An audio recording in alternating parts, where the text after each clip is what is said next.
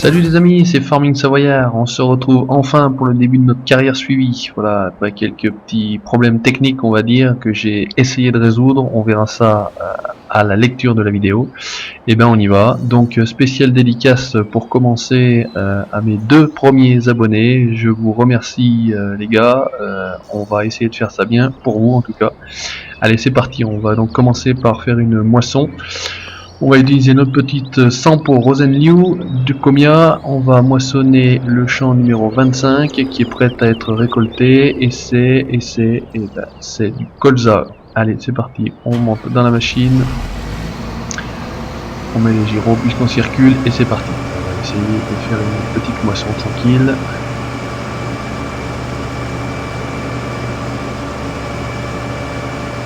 Voilà, donc tout le champ 25.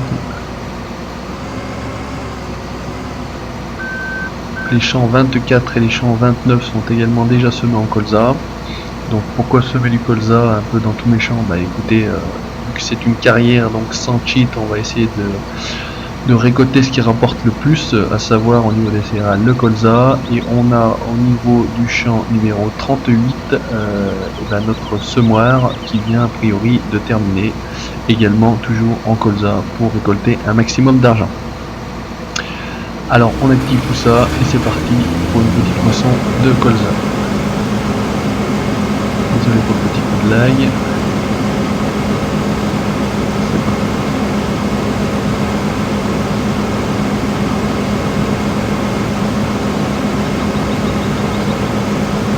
On va peut-être corriger au pire, c'est la dernière fois qu'on récolte.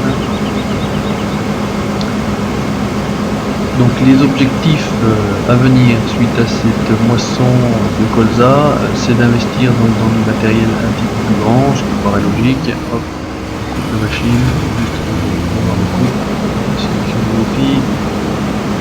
Donc d'investir dans du matériel un petit peu plus performant, je vais dire. Donc au niveau de la moissonneuse, on va passer sur la New Holland. New Holland qui est une barre de coupe de 5,50 m, qui permettra d'avoir une moisson plus rapide, on va dire. Ensuite, passer sur un déchaumeur, un cultivateur un petit peu plus grand, de Vogelnot, et puis passer sur un semoir également un petit peu plus grand, partir sur le Baderstad, à la place de celui qu'on a actuellement.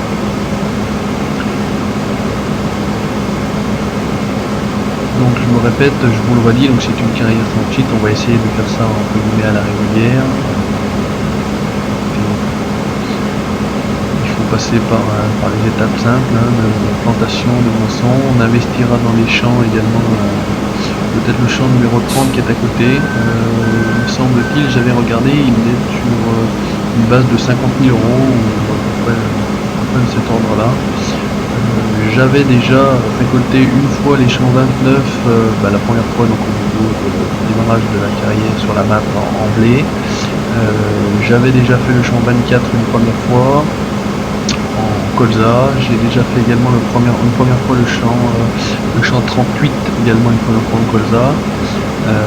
J'ai stocké, alors je vous montre, déjà 42 000 litres de colza. Donc sur le principe, pour l'instant, j'essaye de ne pas les vendre pour pouvoir bénéficier d'un maximum d'argent en si possible n'ayant une forte demande. Donc au niveau du colza, je les avais déjà vendus à l'élévateur à grains. Le maïs, je l'avais également vendu. Alors le maïs, je l'avais vendu. Le point de vente ici à côté du champ numéro 4, qui est la société de logistique, et j'avais également vendu le blé à l'élévateur à grains. Alors pourquoi ces endroits-là? Parce que c'était l'endroit où vous étiez le mieux payé tout simplement. Et comme ça, ça me permettait de bénéficier d'argent, le plus d'argent possible, on va dire. J'ai également acheté une autochargeuse Pottinger. J'avais récolté la paille suite à la moisson du champ numéro 29 en blé pour pouvoir la revendre. Comme ça me faisait bénéficier, si vous voulez, en plus de l'argent de la récolte, et de l'argent de la revente de paille. Alors maintenant, la revente de paille, c'est quand même pas très rémunérateur, je vais dire. Avant d'amortir déjà, ne serait-ce que l'achat de la Pottinger autochargeuse, il va falloir déjà vendre un petit peu de paille. Bon bref, de toute façon, elle nous servira pour ensiler de l'herbe, parce que je pense que je vais outre ensiler du maïs, je vais ensiler de l'herbe, ce qui sera plus rapide. Ça nous évitera d'acheter du gros matériel, on achètera simplement des coupes à herbe, tout simplement, et puis comme ça on pourra ensiler de l'herbe et les mettre au BGA et se faire ainsi un petit peu d'argent. Alors je vais mettre l'ouvrier, je vais récupérer ici mon petit hurliman. Alors vous voyez, ils ont déjà pas mal travaillé, ils sont relativement sales.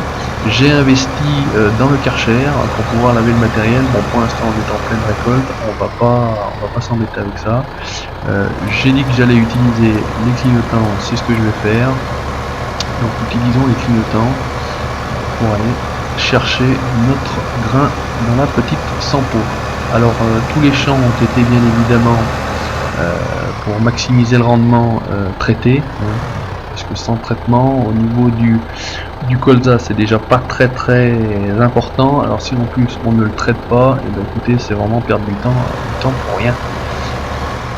Donc on voit pas mal de petites choses, de petites maps on va dire. Alors on va faire comme ça, on va essayer d'éviter de rouler à l'agriculture. Hop, on va monter à l'intérieur de la sampo, renvoyer les ouvriers, désenclencher les gyros. Oups, excusez-moi, on abîme le matériel, c'est pas très beau.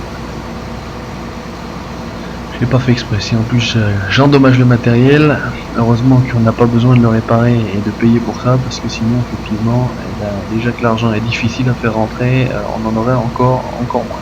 On va laisser décharger, on va aller voir de notre côté. Donc voilà, je vous ai dit le Karcher que j'ai placé ici. Je trouve pas mal pour une aire de lavage. Vous avez la chargeuse, l'autochargeuse même, la Pottinger à ranger à l'intérieur. Voilà, c'est celui-ci qui était en train de semer.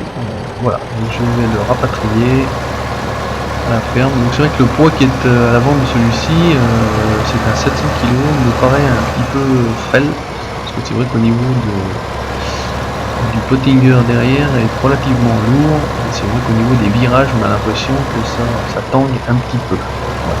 Donc, on va faire attention, il suffit de rouler doucement dans les virages, de prendre nos précautions, et ça évitera tout problème futur de casse matérielle. Même si heureusement, comme je viens de le dire, la casse matérielle pour l'instant n'est pas prise en charge, le dommage mode que je n'ai encore pas vu a priori sur la crise 2015 n'est pas arrivé. Voilà, donc on va le rapatrier tranquillement. Alors on va peut-être pas le mettre à la ferme, on va tout de suite le mettre. Voilà, on va mettre quand même un petit peu tard au niveau de traverser de route. On va tout de suite le mettre à côté du champ numéro 25. On rapatriera également après le cultivateur, parce qu'on va pas perdre de temps. On va tout de suite mettre des ouvriers pour qu'ils nous déchaunent tout ça et qu'on ressème tout de suite par-dessus du colza. On est toujours dans le colza. Je vous montrerai pas toujours ça, hein. Donc là c'est vraiment entre guillemets le premier épisode. Et le premier épisode c'est la moisson. Hop, on va se le mettre ici, on descend,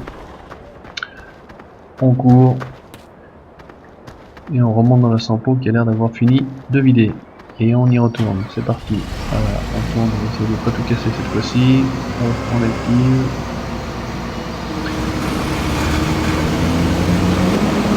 Et c'est parti.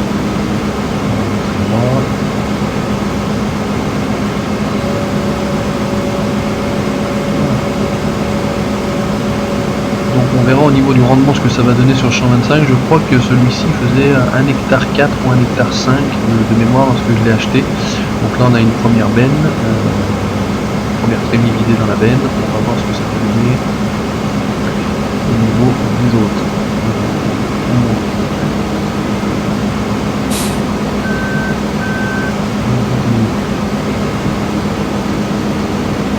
C'est vrai que cette nouvelle façon de réguler la vitesse, c'est-à-dire par rapport à FS 2013, vous aviez le régulateur 1, 2 et 3.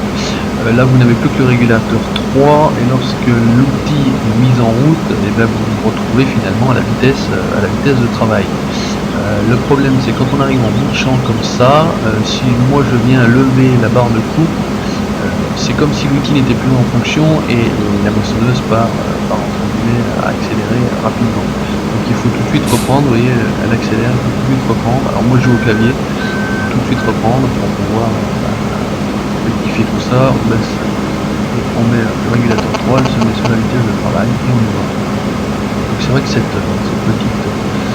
Sampo, moi je le trouve superbe. Après c'est sûr que bon, c'est une première machine pour des champs qui sont comme sur cette map de base Björnholm, relativement carré, sans obstacle aucun, je vais dire, en tout cas pour les champs que je travaille actuellement, 29, 24, 25, 38. Ah, c'est sûr qu'on va pas gagner du temps avec ce genre de machine là. Maintenant, on a dit qu'on le faisait sans cheat, donc pour l'instant il faut malheureusement utiliser cette machine là pour pouvoir ensuite en acheter une autre. Au niveau de l'argent, on va mettre en milliers. Donc au niveau de l'argent, au niveau des moissonneuses batteuses, donc on a dit qu'on prendrait sur celle-ci la New Holland TC5 90, donc qui fait déjà 150 000 euros. Il faudrait ajouter à ça la barre de coupe, donc à ces 150 000 euros, il faudrait cette barre de coupe de 32 000 euros, donc on est à 182 000 euros. Donc je vous explique pas ce qu'il faut déjà récolter. Bon, on partirait sur du 5,50 m au lieu du 4,20 m. On gagne un petit peu, mais on n'est pas non plus sur des augmentations de barre de coupe extraordinaires. Dans les projets, on a dit qu'on investirait également dans une machine à ensemencer ou un semoir, autrement dit, un petit peu plus efficace. Le Pottinger ici nécessite 100 chevaux et une largeur de travail de 3 mètres. Le Vaderstad, on doublerait la capacité, c'est-à-dire qu'on passerait sur une largeur de travail de 6 mètres, mais ça coûte déjà 52 000 euros. Si on a à revendre celui-ci, il faudrait passer par le garage. Voilà, donc dans mon garage, j'ai tous les biens d'origine qui sont fournis avec la map, mis à part la Pottinger que j'ai acheté et la charrue que j'ai revendue, également l'Amazon que j'avais acheté pour traiter, chose qu'on n'a pas non plus d'origine. Et si on venait revendre, hop, j'ai raté, c'est vrai que c'est toujours différent. Si on venait à revendre déjà la Sampo, on arriverait à revendre ça 52 000 euros, donc ça nous paierait largement la barre de coupe. Après, au niveau de ça ferait déjà 60 000 euros sur 180 000. Bon, vous voyez, il faut qu'on ait une centaine de mille d'euros entre guillemets pour pouvoir investir dans quelque chose de nouveau. Alors là, on n'a pas un rendement entre guillemets extraordinaire. On a fait un aller, un retour, un aller. On est à 32%, soit 1400 litres ou 1400 kg au top 4. Donc effectivement, c'est pas non plus un rendement extraordinaire. Alors ce qu'on va faire, comme je vous l'ai dit, on va pas perdre de temps, on va tout de suite aller récupérer voilà le véhicule avec le déchômeur, donc un Deutz, toujours sale. J'avais dit que j'aime bien les véhicules propres, mais a priori c'est pas vraiment le cas. On est sur des véhicules toujours sales, mais bon, c'est des véhicules qui travaillent, donc les véhicules qui travaillent, malheureusement, ils sont sales. Il n'y a que ceux qui ne font rien qui ne travaillent pas. Hop, on va faire comme ça, ici, voilà. On va rejoindre notre champ numéro 25, on fait tout ça, on a des pneus, hop, le pneu à droite, et on tourne. Ah, donc celui-ci a une masse d'une tonne, 1000 kg, et je trouve que... Alors est-ce que l'équipement est moins lourd également à voir, mais c'est vrai qu'on a l'impression qu'il tient un peu mieux le pavé. Hop, alors on se met sur la section d'outils, et on y va. Donc on va faire un petit peu de déchômage en attendant, la Sampo va déformer, on va faire un petit peu de tout, déchômage, semoir, transport de céréales, moisson, comme ça vous aurez un petit peu toutes les activités, je vais dire, de base de l'agriculteur, en tout cas dans cette première partie, ou surtout ce premier épisode, puisque effectivement après on passera sur le pochage, de l'ensilage. On viendra plus tard, parce que vu les coûts à la partie bois, donc avec les scorpions ponce, le ponce scorpion, le ponce buffalo, les tronçonneuses, etc. Couper du bois, transférer du bois, le transférer également dans les points de vente. J'ai vu également dans une vidéo qu'il suffisait de couper des arbres et les balancer au niveau dans une espèce de retour d'eau là-bas. Il gagnait, c'était une vidéo de joueur entrée où effectivement il gagnait beaucoup d'argent à faire ça sans trop se forcer. Bon, il faudra quand même avoir un véhicule avec un bras qui puisse transporter ça. Alors au niveau des tracteurs, pour l'instant je reste là-dessus, parce que c'est pas la priorité. Ceux que j'ai me suffisent entre guillemets à l'activité de la ferme. Maintenant effectivement c'est des choses également qu'il faudra modifier, faire évoluer avec des tracteurs peut-être plus puissants, peut-être ça pourrait passer sur la grande partie du champ, pour pouvoir effectivement travailler plus vite, effectivement, du fait de matériel plus important. Un matériel plus important dit également tracteur plus puissant. Donc on partira sur, je pense, le Sam Fortis, c'est le Sam qui fait 190 chevaux. 190 chevaux, ça permet déjà de tracter pas mal d'équipements. Celui-ci me paraît sympa, donc on le vendra certainement peut-être un Hurliman, puisque j'ai pour l'instant les deux Hurliman d'origine, et effectivement un me sert pour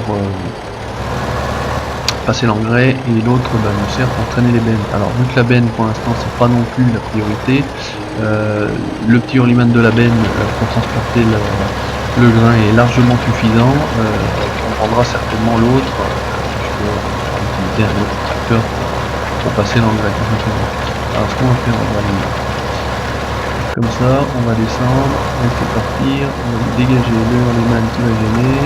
On va peut-être aller voir au niveau de la sampo, pour voir si effectivement elle est peut-être quasiment pleine.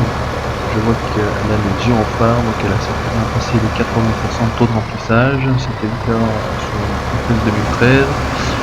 On va se mettre à côté et on va décharger tranquillement. Donc le remplissage des bennes avec l'alternative tipping, anciennement avec le 2013, est quand même relativement bien fait. Il est bien fait sur les grains, je trouve. Au niveau des pommes de terre et au niveau des betteraves, je trouve pas ça extraordinaire, parce qu'on a une texture avec des angles qui montent, et je trouve pas ça très joli. Alors maintenant, bon, c'est mon avis personnel, hein. Au niveau par contre du vidage, au niveau de la buse de la sampo, je trouve ça extraordinaire.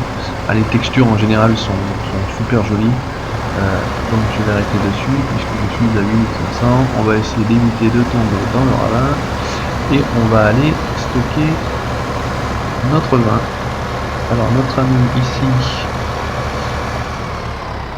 je ne répéterai pas l'intelligence de nos amis ouvriers. Beaucoup de youtubeurs se plaignent de l'intelligence très limitée, on va dire, de nos ouvriers. Effectivement, par rapport à FS 2013, c'était une chose qui a priori n'a pas été améliorée, parce qu'effectivement ils sont toujours aussi intelligents. Alors heureusement que là les champs sont déjà pas trop distornus, parce que si vous mettiez une map style Belgique profonde, vous aviez par exemple des champs très tordus, ou la ferme Limousine par exemple, bah écoutez, je crois que là on aurait touché le pompon. Allez, on retourne en switchant. Et oui, il faut switcher malheureusement, sinon effectivement je vais me mettre à courir un petit peu dans tous les sens, et ça va peut-être pas le faire, ça va être peut-être un petit peu long. On va perdre du temps, et le temps malheureusement c'est notre ami. Plus la vidéo va être longue, plus la vidéo va être lourde à installer. Hop, on met le petit clignot.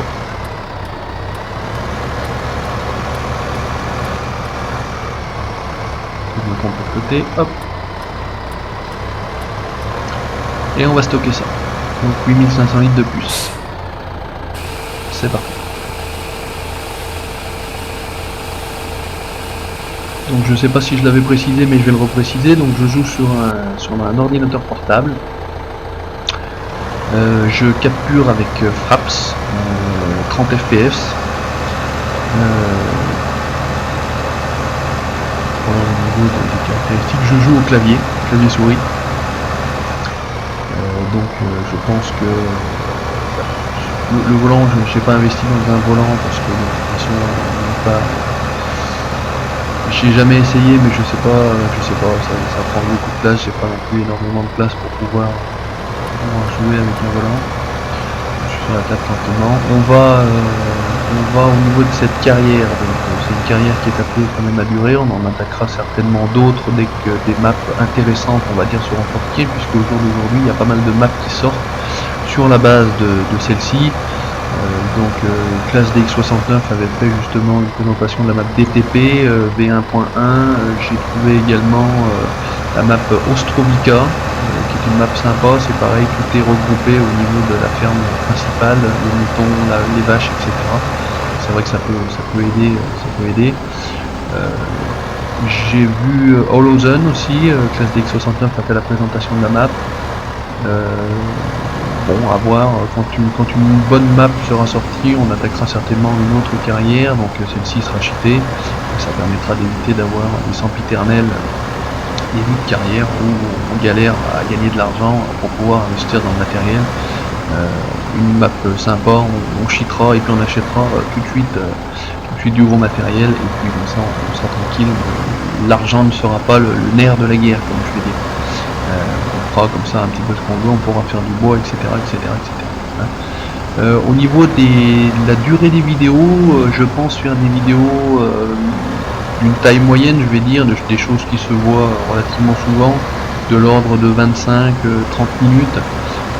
Voilà, on va pas faire des vidéos plus longues, parce qu'au niveau du traitement, ça va être relativement long pour moi. Je suis sur un ordinateur portable qui n'a quand même pas des capacités non plus extraordinaires, et je ne veux pas passer non plus des heures et des heures et des heures à travailler les vidéos, à les convertir, à les upload, etc.